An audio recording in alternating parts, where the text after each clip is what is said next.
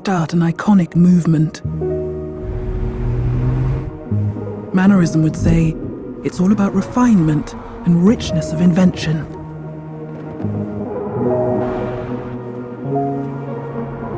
Classicism would say it's all about form and craftsmanship.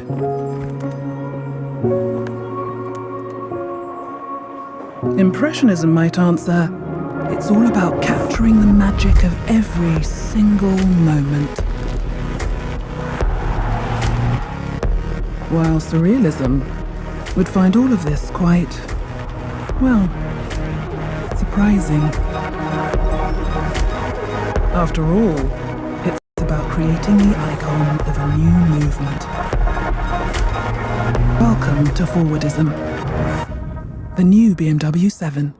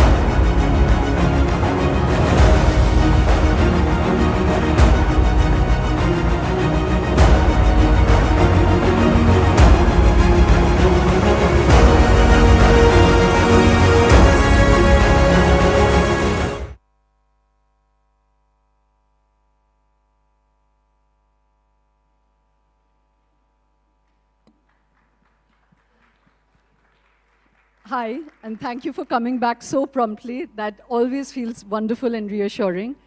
For those of you who came in late, I'm just going to give a quick round of thanks and a quick introduction to myself. I'm Neerja Chowdhury, founder of Lucid Lines. We're a company that believes passionately in the power of conversation and ideas to transform a society. And Ignition is a platform that's really trying to present as wide a canvas of creativity, challenge, and perspective as is possible, and we're doing it in Chennai and Delhi. And I'd like to thank Shiv Nadar Foundation because they're just the best partners to be with. You just saw a film. It's been set up by Shiv Nadar, the founder of HCL, and he as passionately believes that education is an ongoing process. It's a power of transformation. They, of course, have universities and schools across the country, particularly in Chennai and Delhi, and here in Gurgaon. And they have massive scholarships for underprivileged children. They spent more than $80 million on scholarships. And of course, they protect the arts, the habitats, and they deeply believe in enlightened citizenship.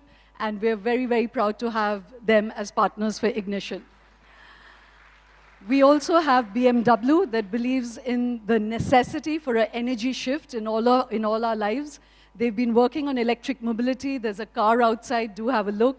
It's the iX, which is the first all-luxury electric car.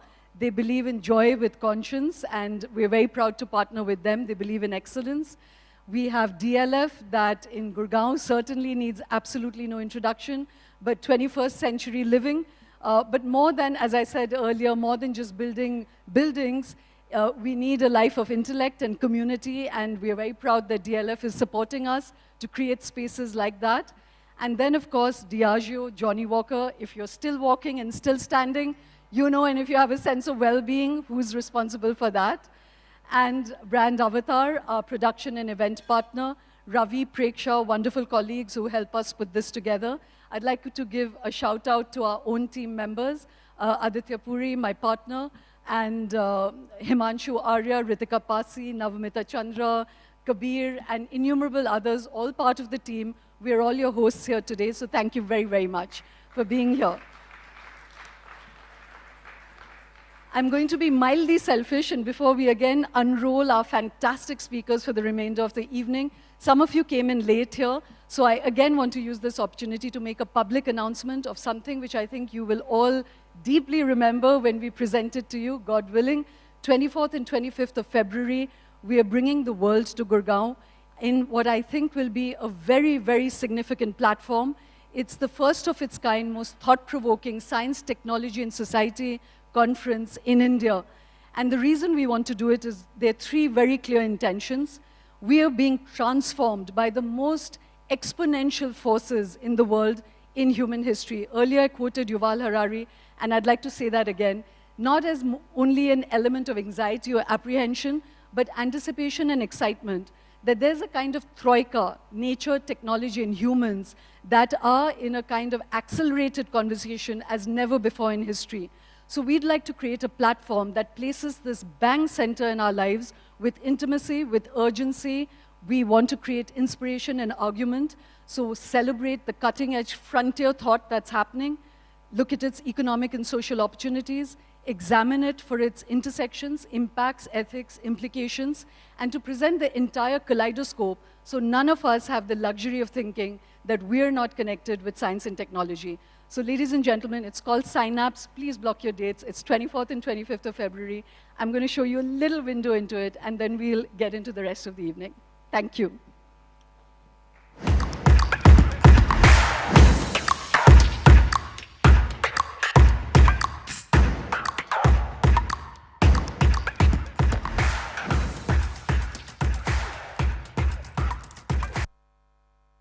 That was not very...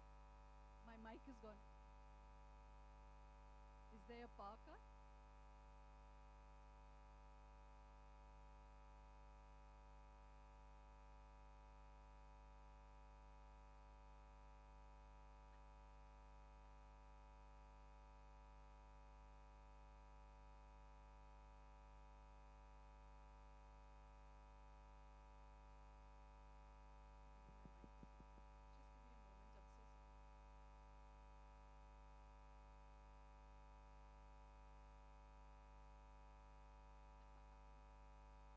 That's very reassuring.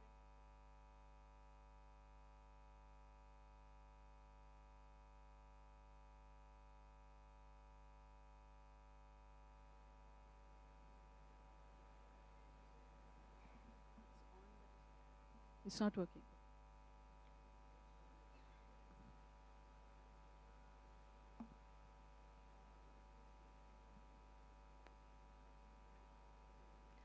Okay, that's reassuring. Just as I speak about technological dominance, you know, it's very reassuring and a good reminder that just one wire has to break and humans are back in dominance again. You know, so I hope to be able to. Preksha, is it ready? Otherwise, we'll just move on.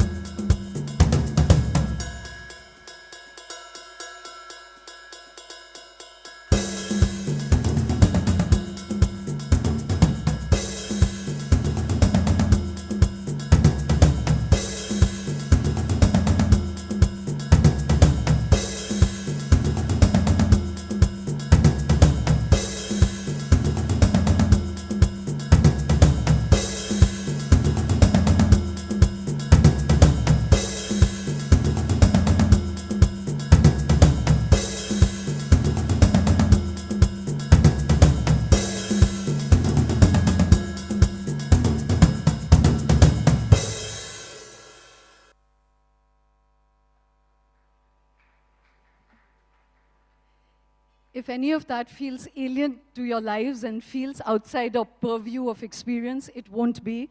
From age reversal to gene editing to generative AI, as I said, we are being changed while we sleep, and we would really like to place this bang center in everyone's lives. Shiv Nadar Foundation is again our title sponsor and supporter in this, so big thank you to them. And now next up is a conversation that actually really flows from the previous one, because if ever we think that India is an island that operates in silos, or that any premiership in this country operates in silos, this is a book that completely breaks that conception. Neerja Chowdhury is a veteran journalist. She's been political editor with the Indian Express and with many publications before that. I'm not going to go into her CV because much like with Shubha, I'd like to get to the essence of what Neerja Chowdhury has achieved. She's taken saturated events in India's history, pivotal events that all of us think we know everything about, and she has cast completely new light into the dramatis personae and into the motivations and circumstances that have shaped our country through these 6 extremely epochal events. She's taken 6 prime ministers and showed us with intimacy and with cinematic detail how decision-making happens in a democracy as vivid and large and complex as India. So while we have the public story, this is an insider story like never before. Hansal Mehta is sitting here, and I was thinking when I read this book that there are at least 60 movies, and I kid you not, in this one book. So I would urge all of you to read it. And the 6 prime ministers she's looked at are Indira Gandhi, Rajiv Gandhi, VP Singh, Narasimha Rao, Manmohan Singh, and Vajpayee. And she'll explain why she picked them and what are these pivotal incidents.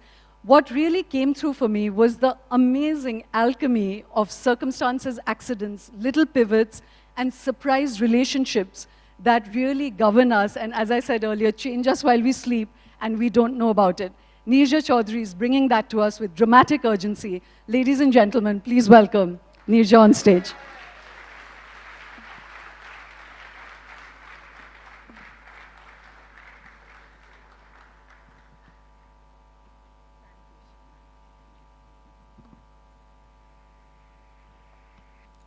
Thank you, Neerja. We did have a session with Neerja in the Chennai edition of Ignition, and by popular demand, everyone said you have to have chapter 2 of Neerja Chowdhury. We've cheated Chennai because we're hosting it in Delhi, but it's wonderful to have you here. Neerja, you might want to just shift your chair a little bit this way so the audience gets to see you. Okay. So Neerja, like I said, this is a book of urgency, intimacy, absolute surprises, things that one has not really heard of. So I'm going to start with asking you, actually. You've been a political journalist for more than 40 years, I would say. But when you began to write this book, what were the really surprise insights that came to you? What was it that you also didn't know till you started putting this book together? Before I answer that, what struck me about your program till now, the incredibly versatile Shoma Chowdhury,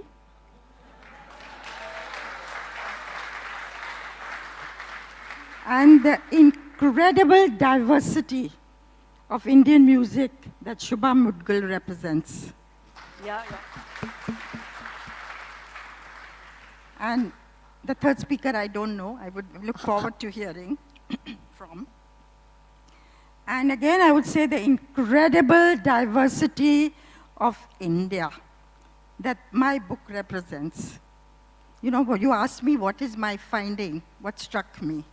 As a journalist, as a political journalist, while covering Indian politics, and I've covered, in the column I do in the Indian Express every week, which is called the Neerja Chowdhury column, it says, has covered 10 Lok Sabha elections.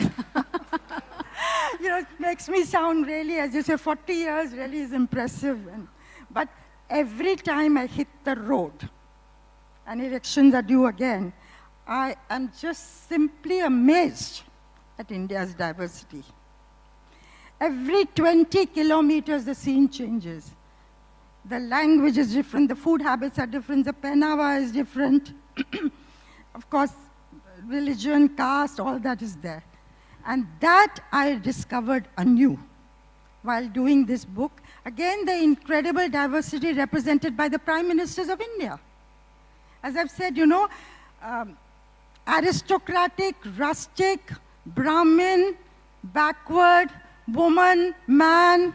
I mean, they represented all this. So, and again, it dawned on me, despite all the fault lines, despite all the problems that our democracy faces, that we have survived as a democracy and matured as a democracy for all its problems, that is an incredible thing to be proud of. Absolutely, Neerja. And now I'm going to, almost like a television journalist, hustle you into the business of talking about your book because there's so much to unroll.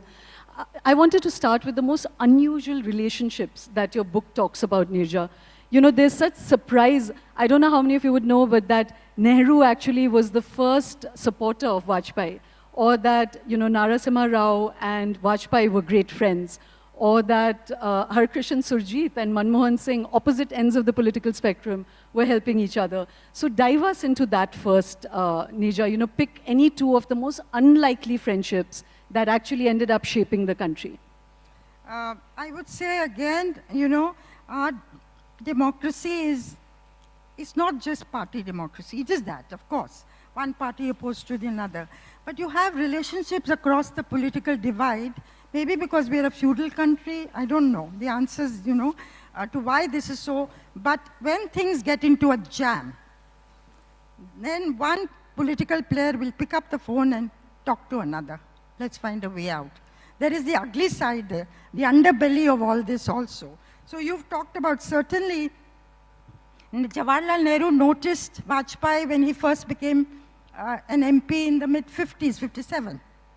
And he was so impressed by Vajpayee's oratory that he had sent a word to the Indian mission in the United States asking the diplomats there, please introduce him to a wide spectrum of people.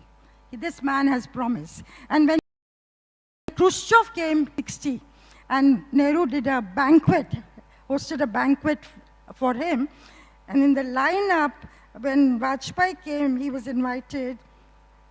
Nehru introduced him to Khrushchev. This is our future Prime Minister. My God. So it was a different world, I would say then. And Vajpayee and Narasimha Rao. Narasimha Rao was all set to go for a nuclear test in 1995. It had come to the T3 stage. He's given the go-ahead, and then the information leaked to the Americans, and he decided whether he got cold feet, he decided otherwise. The moment Vajpayee became Prime Minister, they met. And Narasimha Rao said, even though you may not get a majority, this is what worried Vajpayee, whether they'll be able to rustle together a majority in Parliament. He said, you go ahead, because we are all ready for it. And the CTBT was, the sword of CTBT was hanging there. India had to test before that. Our leadership was aware of this. So Vajpayee couldn't do it because it was a 13-day government, but the moment he came back to power in 1998, he went in for the big bang. And then, very interestingly, this is the unseemly side. That is that in where was it? I think, I forget the year now, when Kalyan Singh was all, 1995, I think. When Kalyan Singh was all set to form government in Lucknow, and Narasimha Rao was in New York at the UNGA, and so was Vajpayee. They were sitting together. Bhuvnesh Chaturvedi, who was Narasimha Rao's MOS in the PMO, was sitting in between them. And Vajpayee turned to Bhuvnesh Chaturvedi and said, I want to come and meet him. So when can I do that? So he said, Aap sham ko aa jao. So he said, sham ko to baat nahi hoti hai. Lekin, he said, why don't you speak to him now? So across Bhuvnesh Chaturvedi, he spoke to Narasimha Rao and said, Kalyan Singh is all set to become Chief Minister, usko banna nahi chahiye. Now, Kalyan Singh was a protege of L.K. Advani. And so Bhuvnesh Chaturvedi, when they went back to the hotel and he asked Narasimha Rao, kya karna hai? So he said, Vora ji se baat kar lo. Vora ji was governor of UP, so Bhuvnesh Chaturvedi called up Vora ji and said, ye nahi karna hai. So Vora said, he's sitting in my ante room, set to make a bid for CM-ship, to be invited. He said, bilkul nahi karna hai. And Kalyan Singh did not become the chief minister.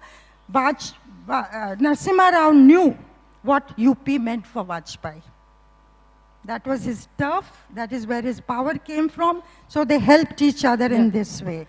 And also when cases were, when he was convicted, Narasimha Rao, Vajpayee did not proceed, he was prime minister then, he did not proceed against Narasimha Rao. So but that side also to this partnership. Yeah, but interestingly then, Narasimha Rao actually pursued the Hawala investigation against Mr. Advani with great alacrity and ferocity, because that then undercut Advani and made space for Vajpayee to become prime minister. You know, so there was that level of Jugalbandi. It was odd to realize that Advani and Vajpayee weren't the real Jugalbandi, that Narasimha Rao and Vajpayee were. The other, you know, I'm going to, there are two so for those of you who haven't read the book yet, there's 6 pivotal things which Neerja has brought up. One is the nuclear deal and the nuclear blast in Vajpayee's time, and we'll come back to that because it's like a Mishnah plot. But there are also the Shah Bano case in Rajiv Gandhi's time. It's Indira Gandhi coming back with power after the emergency. And with VP Singh, it's the Mandal Commission report, which completely changed the country. So we'll go through all of this. I'm going to come back to the nuclear deal and the full saga of that, Neerja. But I wanted to take us into slightly more personal, intimate insights first. With Indira Gandhi, it was a real surprise to find out how deeply religious she was, how superstitious she was, how vulnerable she was, even exactly at the time when the whole world was toasting her as the Iron Lady. You know, so would you share that anecdote about her, which actually brings her much closer to the BJP, you know, her worldview in terms of nationalism and religiosity than we possibly understand when we look at her public life. So give us some insights into her religious nature. In 1966, Indira Gandhi was not like that. When she took oath as Prime Minister, she did it in the name of Constitution. In 1980, when she took oath as Prime Minister, it was the name of God. In between 1977, when she lost the elections and badly routed, she lost her own election, after that, she went to every major temple in the country. She was afraid that the Janta government would harm Sanjay, they may kill him. And she also used that politically because she had lost the support of the Muslims during the emergency because of enforced sterilizations. And she wanted to win over the Hindus. And she also reached out to the RSS. RSS reached out to her during the emergency and she to them. Now, not because she believed in RSS ideology, but as a ruler, she had to, you know, as many rulers do, know what the opponent is doing, what they're up to, what their strategy is, and so on. In 1980, when she won, she was going to Palampur, the Chamunda Devi temple. She believed in the Chamunda Devi and would send a lifafa of 100 rupees every second month. This would be taken to her and prasad used to be brought back to her. And it was fixed that she would go there on 22nd of June. But for some reason, she gave it a miss. She was to fly from Jammu, but she decided to go directly back to Delhi. On June 23, her group was there. The chief minister was there of Himachal Pradesh. They did the puja on the morning of 23rd, and they were headed back to Delhi. When 50 kilometers down the road, they heard that Sanjay Gandhi's plane had crashed. So they rushed back. At 2:30 a.m., they were back in Delhi. And these people from Mohan Meakin company that makes this famous Ram, Yeah. old monk. Yeah. And so they rushed, this manager of the company she was sitting by Sanjay's body, and the first she took him aside and said, "Is this because I did not come to Chamunda?" 6 months later, she went to Chamunda. And the Pandit who had said, when she did not come, that Ma never forgives a ruler treating the goddess with contempt. Ma forgives ordinary people if they do it, but not rulers. That very Pandit, his hands shook when he did the puja. And they said Indira Gandhi did every mudra to perfection. Everything that she did that day was to perfection. And she just wept and wept and wept. And then she went out, she did the parikrama, she planted trees that Sanjay was very fond of. And she came back to Delhi that day, and that evening at a function, she invited Rajiv Gandhi to the stage and introduced him to the crowd. Yeah. You know, that's a... So that kind of a superstition. And I found, you know, all of them, or not all of them, but certainly Narasimha Rao. He had this guru in Vishakhapatnam, Shivanand Murthy, who was a police officer turned a guru. Narasimha Rao, as Prime Minister, used to refer to him as a guru. He once asked him, "Guruji, what is going to happen to the Babri Masjid?" And he shut his eyes and said, "I don't see it there." I don't see and it that there. deeply affected Narasimha Rao. Now, whether it had a bearing on his decision, I don't know. But the prime ministers were, you know, some of them were very superstitious, and the instability, the luck factor playing a role in what happened, I suppose, brought them to this path. Yeah, I'm going to go deeper into that. But, you know, when you mentioned Narasimha Rao and the Guruji that had a big Tirtha, who had a big impact on him, again, it's the sheer amalgamation of forces that shaped, or influences that shaped Narasimha Rao is again a mirror of India, you know, because he was shaped by the communist movement. He was shaped by this religious figure. His Brahmanism was a big factor in his life. And then the strangest story that I found in your book was that Narasimha Rao was a gun runner fighting the Nizam. You know, like that's the kind of... He was a gun runner. He was supplying arms at that time against the Nizam's movement. And certainly the leftist forces, the socialist forces, when he became chief minister in 1971, he went in for land reforms, very dramatic, radical land reforms, as a result of which the landed lobbies got against him, and he had to be moved out and president's rule was declared. But later on, of course, there was the Brahminical side of him. One of the reasons people said he was very friendly with Vajpayee. The bond between them was also the Brahminical bond. But he said, somebody said, you know, talk to him about a challenge, and he turned around and said, "Remember, I'm a Brahmin." And he was a Niyogi Brahmin, who was supposed to be very astute politically, which he was. So, Narasimha Rao did a lot of things, you know, very futuristic things, opened up the economy, look East policy, turned to the Central Asian republics after the collapse of the Soviet Union and the world becoming a unipolar world. And yet there was the Babri Masjid, a non-decision as a result of which the mosque came down. Until today, we don't know the people who were responsible. Yeah.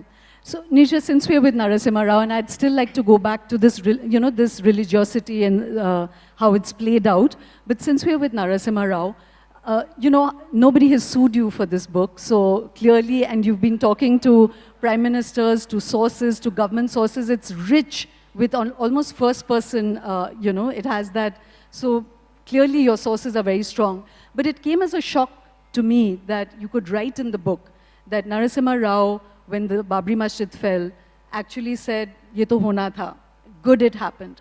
When Shah Bano happened, he said, "Let the Muslims rot in the gutters if they don't want to be so modern," you know.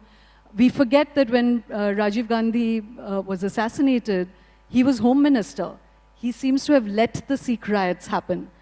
And then after, when Babri Masjid was being pulled down, he alerted the army, but he did not call in the army.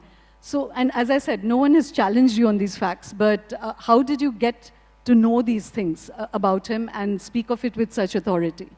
And these are shocking facts, really. These are all people who, different people who talk to me. And I suppose I'm, I'm fortunate to have been trusted by people who talked frankly.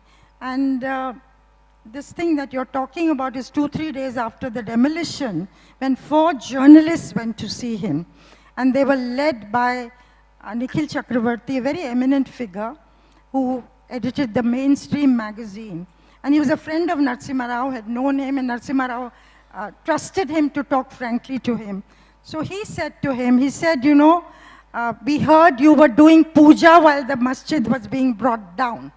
At that day, those of you who are older will remember in 1992 December, there was this big buzz that the Prime Minister was either sleeping or doing puja when the mosque was being brought down. So Narasimha Rao was stung. He said, Dada, that's the way he addressed Neerja Chowdhury. I'm not new in Rajniti. I've done Rajniti all my life. I allowed this to happen so that this Mandir issue could be taken out of the BJP's hands, and it had fueled its politics. These were words to that effect. So certainly, and later, BJP leaders and RSS leaders told other MPs who told me that they had said that they had alerted Narasimha Rao that this might happen on that day and to be prepared for any eventuality. Now in Narasimha Rao's thinking, this was a festering sore on India's body politic. Its removal might take the wind out of the BJP's sails. And in some ways, during his premiership, Mandir went on the back burner. Yeah. And he won elections even 1 year down the line. But Hindu nationalism came to rise in a way, as we have seen, and shaped our politics for the decades that followed. Yeah. The same with Rajiv Gandhi's politics. His response to the Shah Banu judgment shaped the politics of the decades that followed. So, Neerja, let me take you into this decision-making, and all this cast of characters that end up impacting prime ministers. So one, we've been examining a little bit about these unlikely friendships. Another one was with Manmohan Singh, with Amar Singh, where Amar Singh said, you all think that he did the nuclear deal, George Bush and I did the nuclear deal, right? So that's a great story that I'd love you to talk about, and then I'll... Manmohan Singh, you never think of Manmohan Singh as... he was probably considered the weakest amongst the weakest prime ministers India has had. Sonia Gandhi was the power behind the throne. She was half prime minister. But on this one issue of the Indo-US nuclear deal, Manmohan Singh simply did not give up. 39 long months, he did not give up. And he saw it through. Of course, he had the backing of the most powerful man in the world, the US President George Bush, and they enjoyed a rare chemistry. Of course, chemistry is not the only thing that shapes decisions of countries, but when it became rough, Bush really went out of his way, and as I said, Manmohan Singh was dogged. And he used every trick in the book, Shoma, what you're talking about. The Sam, Dam, Dand, Bed, getting the fixers on board, internationally, nationally, and Amar Singh, this very colorful character in Indian politics, who was a liaison officer in the Birlas and rose to become a MP and very powerful figure in the Samajwadi Party. And Manmohan Singh won him over. The Samajwadi Party was not supporting the nuclear deal. The left parties had threatened to withdraw support. They were against it, and they did. And Samajwadi Party was brought on board to support the government so that it did not fall, and the nuclear deal went through. And Amar Singh was a character, he hated to be called a fixer. If any of us wrote using that term, he would get very, very angry. he thought of himself in a class apart, internationally. He knew the Clintons very well. He brought Bill Clinton to Lucknow on a visit. He was, he's one of those colorful characters that require a book or something on him. So, Neerja, I was hoping you would share that anecdote before we move into some of the, more so he's the one who said this. Yeah. He said to a journalist, he said to Sanjay Baru, in fact, he said, who do you think was responsible for the Indo-US nuclear deal? You will say George Bush and Dr. Manmohan Singh. No, it is George Bush and Amar Singh. And he was right. If he had not bailed out the government. Yeah, because the left pulled out. And again, a lovely detail in your book that the BJP actually offered Mulayam Singh the chief ministership of UP if he would not back Manmohan Singh. And whatever hold Amar had on everybody in his life, Mulayam Singh actually refused that and still supported Manmohan Singh. But I was hoping you'd share that wonderful, colorful anecdote in your book, which will surely turn up in a movie one day, where there was this phone call to Sanjay Baru from a hospital in America, and somebody said, I'm a friend of Amar Singh, and tell Dr. Manmohan Singh that the doctors in America are very good, very kind, wonderful, and wish him a speedy recovery, which was a coded message to tell Manmohan Singh that the SP was going to stand by him, That's right. That's out of a Hindi movie. That's right, absolutely right. So, Neerja, I want to take you to the other very poignant, I would say, strain in your book, which is that a lot of these prime ministers, the decisions that they made actually hinged on small pivots and on very close relationships that were either fractured, had become hostile. The closest relationships ended up becoming the most toxic relationships.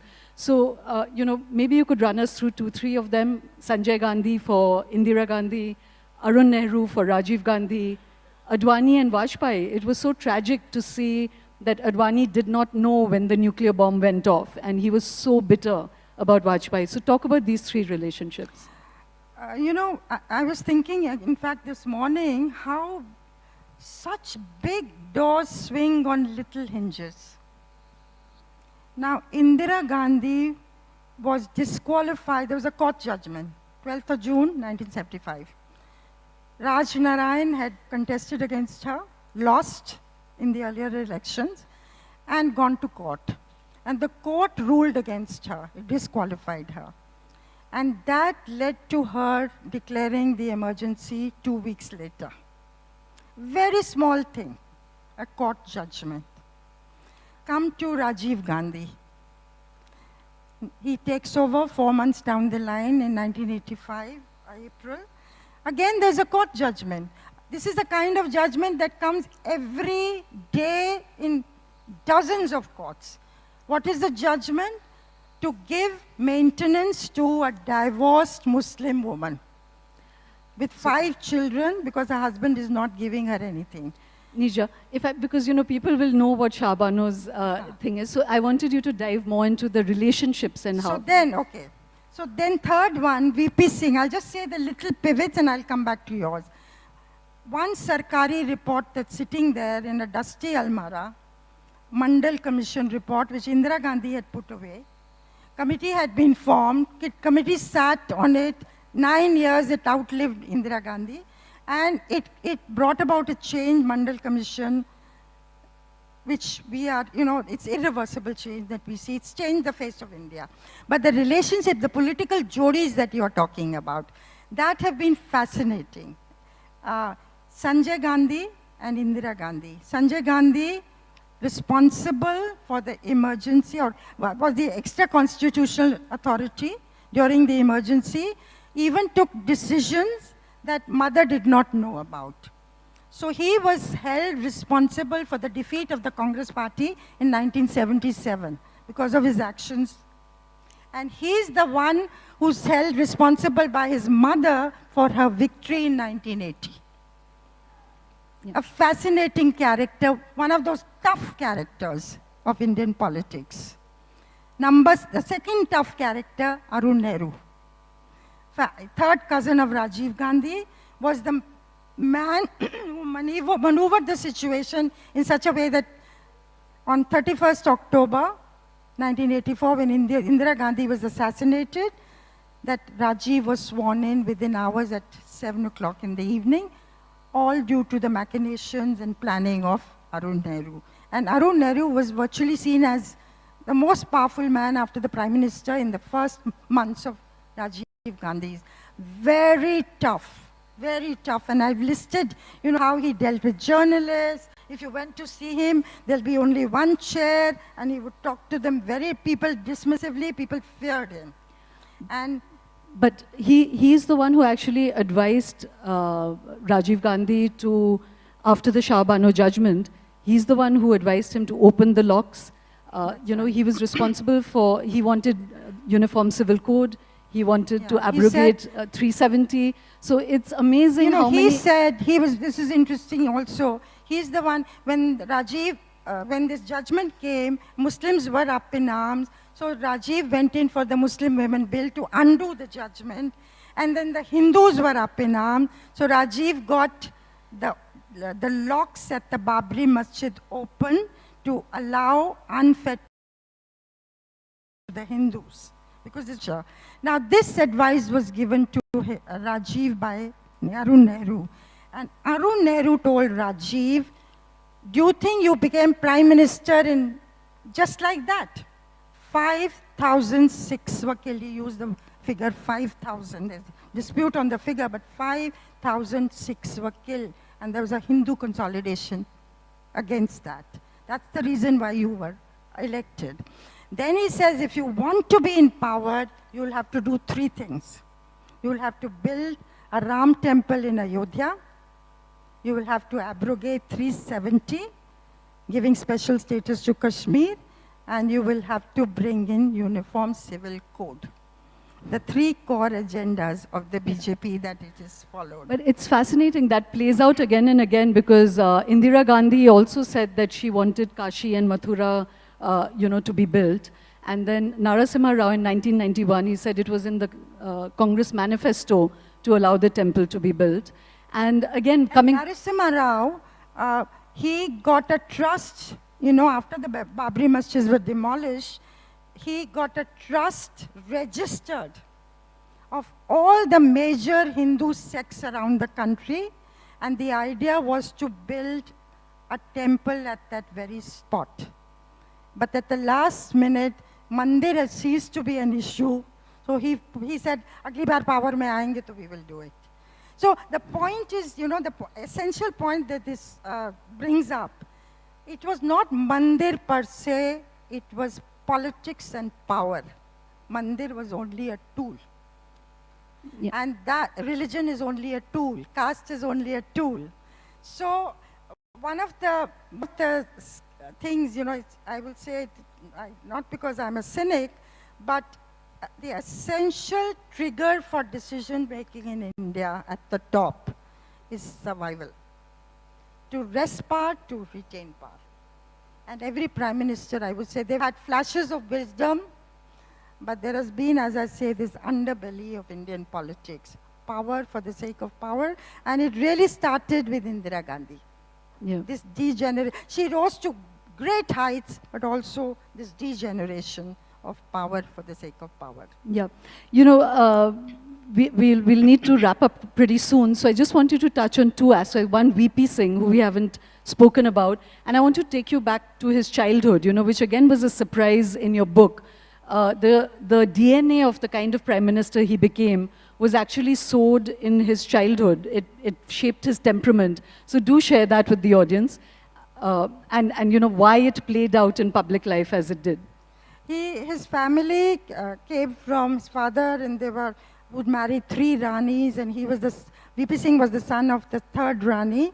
This was the Dahiya state, and his father gave him in adoption to a nearby state of Manda, whose Raja did not, who didn't have a family. He'd lost his family and wife, so he wanted to adopt this child. So VP, from the age of 5 to 10, had a very unhappy childhood. He himself said, I was very, very insecure, and that made him a loner. So also with Narasimha Rao. He was given in adoption to a couple to enable them to keep their property, which otherwise, without having a child, would have been taken away by the state. He too was a loner. He too did not need a coterie. He didn't let his left hand know what the right hand was doing. So yes, early experiences in childhood, as we all know, shape politicians also, as all of us, very, very deeply. So, Neerja, to go international now for a moment, that there was one other character that has really shaped the reality that we have. Right now, after G20, we're getting closer to the US. We almost look, we're actually on the same table. We're looked at as a big global power. And actually, the hinge, the pivot person there was Condoleezza Rice, and there's a fascinating story again in your book where she sits up at 3 o'clock in the morning and activates the entire international circuit. The deal was going to fall through, and she actually saves it. So do share that story, because, again, we think of her as, in the Iraq war, somebody that's been a very harmful person as well in global history, but for India, she ended up being really great. Yeah, Condi Rice, when she was first the National Security Advisor in first term and then Secretary of State in the second term of George Bush, and she was convinced that India had to be viewed very differently and not parity given with Pakistan, which was the traditional way that India was being viewed. And she wrote this, and she prepared a note for George Bush, great powers don't just let things happen. And she saw India as a counterpoint to China in this region. And with that evening, when the deal had just gone through and not gone through, collapsed. And Dr. Manmohan Singh said, now we'll just have 2 lines in the joint statement referring to the Indo-US nuclear deal. She got up early in the morning and she went to see Natwar Singh, who was the External Affairs Minister, woke him up at 6 o'clock. He said, I was still in my dressing gown, and she walked in. And then she said, why won't your Prime Minister see him? So she said, because he doesn't want to say no to you. So she said, what are your reservations? So she convinced him to call Manmohan Singh immediately. So Manmohan Singh finally called her, and Manmohan Singh then called the nuclear scientists who had gone with them and said, what are your objections? So on this, paper napkin, Kakotkar wrote, exactly what the objections were. This paper napkin was shown to Condi Rice, and she said, we will take care of this. And finally, I'm cutting it very short, but it has very interesting dramatic turns. The joint statement came through, and that was the basis of the nuclear deal between the 2 countries, and not just the nuclear deal, which meant nuclear commerce for India, clean energy, but it meant a strategic partnership between the United States of America and India, which is going ahead now. Right. So, as I said, Neerja's book has 60 films in it, so we can't really get into all of it. But coming back to Arun Nehru, I just wanted to ask you that if this is true, then it is deeply disturbing. It's in your book that when Rajiv Gandhi was assassinated, there was already talk of Sikhs being, the whole city was on fire. And Arun Nehru called Narasimha Rao and said, you're the Home Minister, but you don't have to take care of this. This will be handled from the PMO. And so actually that ball sits with Arun Nehru. Is that something that, who did you hear that from? Because that is chilling and a grisly fact, that someone so close to Rajiv Gandhi actually said that. I heard from one of the, people who've written about Vinay Sitapari, who had spoken to the official who was in the room when this call came at 6 o'clock on 31st October, after Indira Gandhi's assassination, Arun Nehru on the line and virtually saying, you back off, and that the PM will now take charge. And Narasimha Rao, even though, Rajiv had not yet been sworn in, so there was a whole gap of that 1 hour, 45 minutes, 1 hour.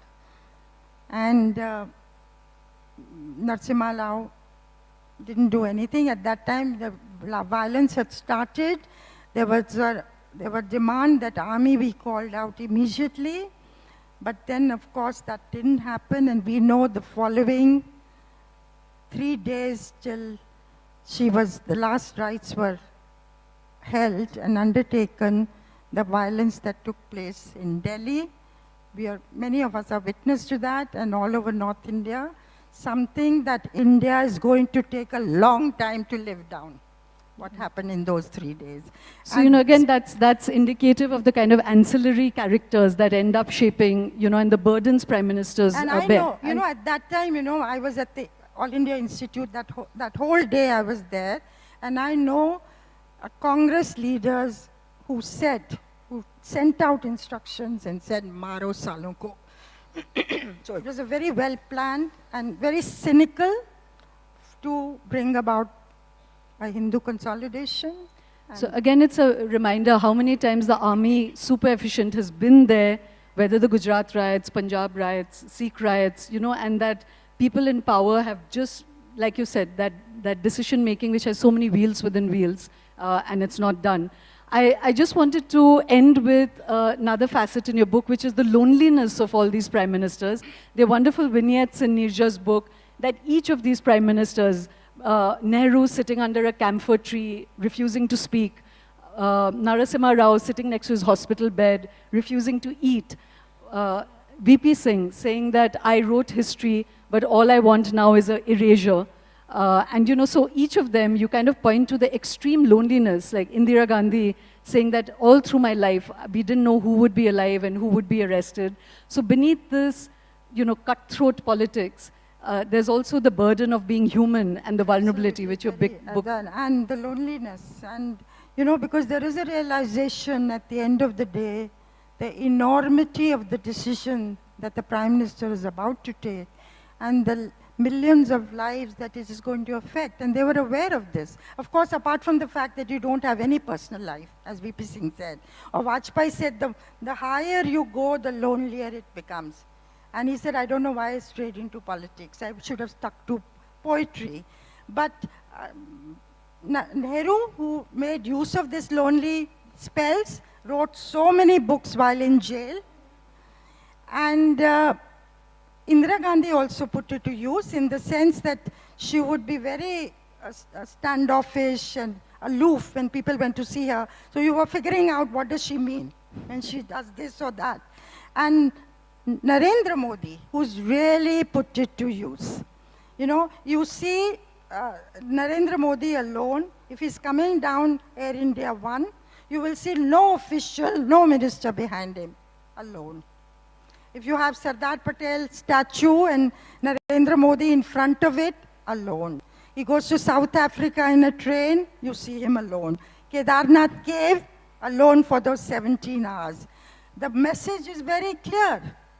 Main hoon na. Well, so Neerja, that's a good note to end on.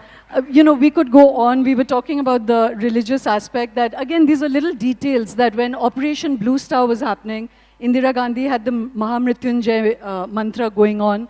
When she was making an alliance with Raj Narayan, she actually had her house cleaned because she thought Jadoo Tona is going on. You laugh at these things, but it's also indicative of the vulnerability that they're feeling. And the humanity of it all at the end of the day. Yes. They're as human as anybody else. And Raj Narayan came out of emergency in jail and called up an astrologer. Rajiv Gandhi called up an astrologer, or Tantrik, who told him bring down the VP Singh government. So like Neerja said, there are many things that create the public decisions that we all live with.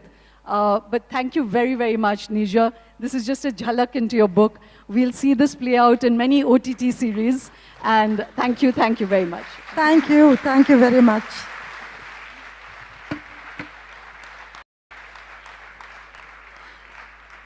Next up, we have the master of storytelling.